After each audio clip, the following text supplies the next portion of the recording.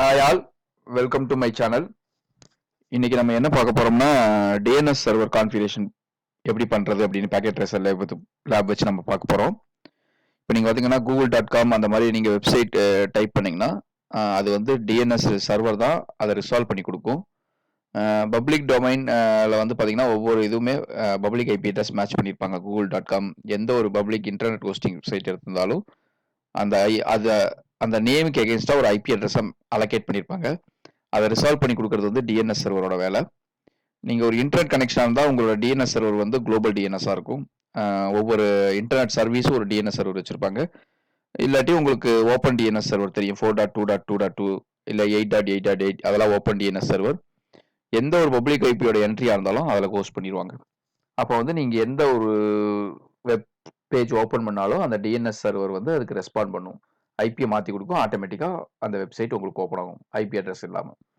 இப்போ நான் உங்களுக்கு வந்து டிஎன்எஸ் சர்வர் கான்ஃபிகரேஷன் இல்லாமல் இது பண்ணி காமிச்சிட்டு ஓப்பன் பண்ணி காமிக்கிறேன். ஐபி வச்சு ஓப்பன் பண்ணி காமிச்சிட்டு அதுக்கப்புறம் டிஎன்எஸ் சர்வர் வச்சு நான் ஓப்பன் பண்ணி காமிக்கிறேன்.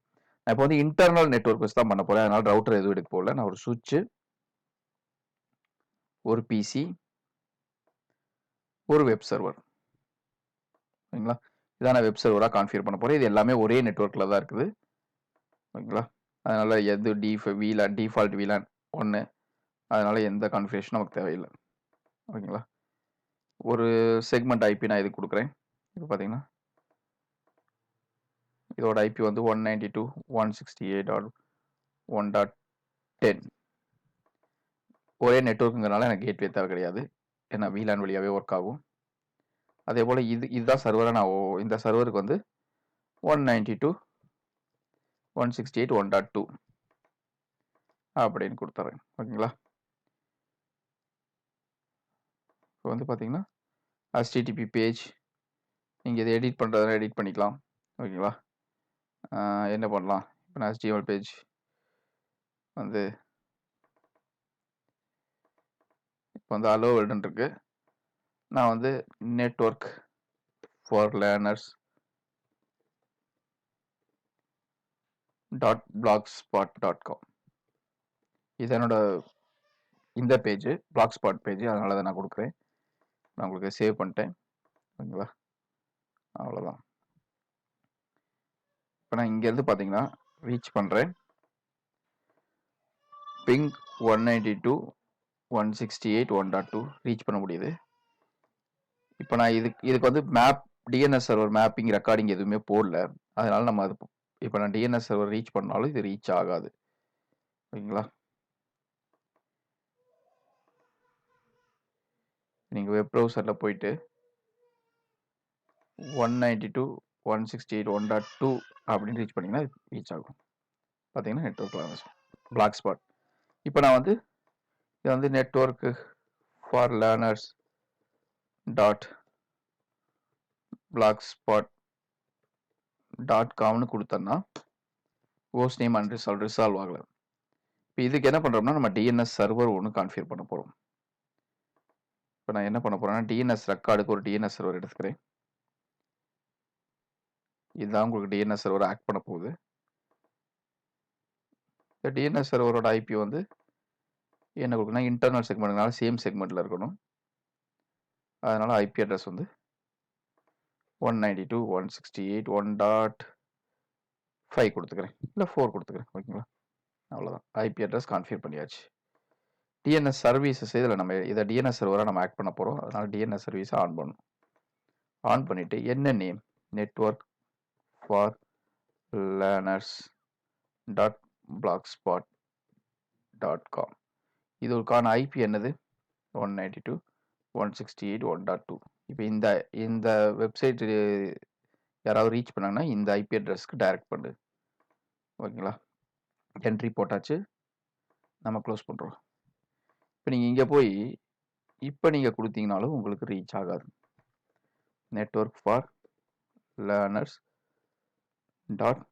.blogspot.com அப்படின்னு கொடுக்குறேன், ரீச் ஆகலை. ஏன்னா இந்த பிசியில் வந்து நீங்கள் ஐபி அட்ரஸ் டிஎன்எஸ் ரெக்கார்டு எந்த டிஎன்எஸ்ங்கிறத பாயிண்ட் அவுட் பண்ணணும். நான் போயிட்டு ஐபி கான்ஃபிகரேஷன் போய்ட்டு எது டிஎன்எஸ் சர்வர் 192.168.1.4 1.4 ரீச் ஆகுதான்னு பார்த்துங்க. ரீச் ஆகுது. டிஎன்எஸ் சர்வர் ரீச் ஆகுது.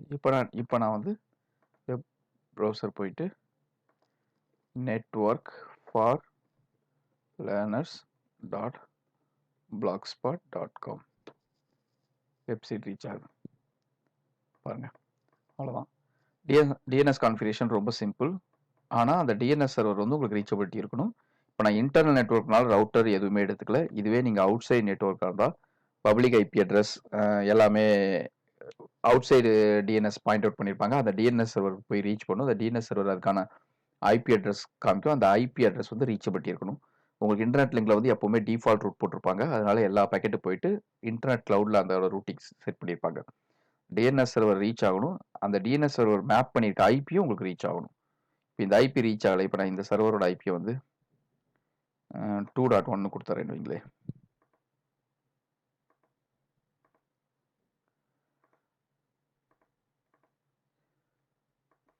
2.2ன்னு வச்சுங்க. 2.2. இப்போ இங்கே வந்து அதுக்கான ரெக்கார்டை வந்து இங்கே நம்ம மாற்றணும். கரெக்டுங்களா? 2.2 இதுதான் இதோட ரெக்கார்ட்.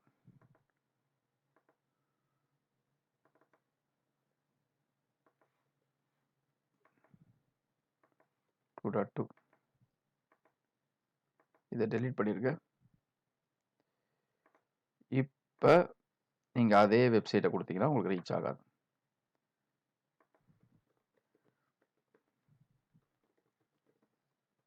ஆனால் நீங்கள் வந்து அதுக்கும் இதுக்கும் 2 டிஃப்ரென்ஸ் பார்க்கலாம். Network for learners dot blogspot.com DNS server கொடுக்காம வந்தப்ப உங்களுக்கு DNS name host name not resolve வந்துச்சு. இப்போ ரிக்வஸ்ட் அமௌண்ட் டிஎன்எஸ்க்கு ரெஸ்பாண்ட் பண்ணுது. பட் உங்களால் அந்த சர்வரை ரீச் பண்ண முடியல. அப்போ அந்த சர்வர் டவுனாக இருக்குது. இல்லை அந்த சர்வரோட ஐபி உங்களுக்கு இந்த நெட்வொர்க்கில் அது ரீச் இல்லாமல் இருக்காதான். ஓகேங்களா? நம்ம அடுத்த வீடியோவில் பார்க்கலாம். ஓகேங்களா? இந்த வீடியோ உங்களுக்கு பிடிச்சிருந்துச்சுன்னா லைக் பண்ணுங்கள், ஷேர் பண்ணுங்கள், கமெண்ட் பண்ணுங்கள். உங்களுக்கு எந்த மாதிரி வீடியோ வேணுங்கிறத எனக்கு போஸ்ட் பண்ணுங்கள். நான் உங்களுக்கு வீடியோ போட ட்ரை பண்ணுறேன். ஓகேங்களா? தேங்க்ஸ் ஃபார் வாட்சிங் த ஃபுல் வீடியோ. இந்த வீடியோ முழுசாக வாட்ச் பண்ணியிருக்க உங்களுக்கு ரொம்ப தேங்க்ஸ். அதே போல் இது வரைக்கும் நீங்கள் சப்ஸ்கிரைப் பண்ணாமல் மறக்காமல் சேனலை சப்ஸ்கிரைப் பண்ணிடுங்க. நான் பிளேலிஸ்ட்டில் சில வீடியோஸ், தமிழ் வீடியோஸ், GNS3 வீடியோஸ்லாம் போட்டிருக்கேன். பேசிக் வீடியோஸ் தான். நீங்கள் மறக்காமல் அந்த வீடியோஸும் உங்களுக்கு தேவைன்னா போய் பாருங்கள். ஓகே, தேங்க்ஸ் ஃபார் வாட்சிங். பாய். நம்ம நெக்ஸ்ட் வீடியோவில் பார்க்கலாம்.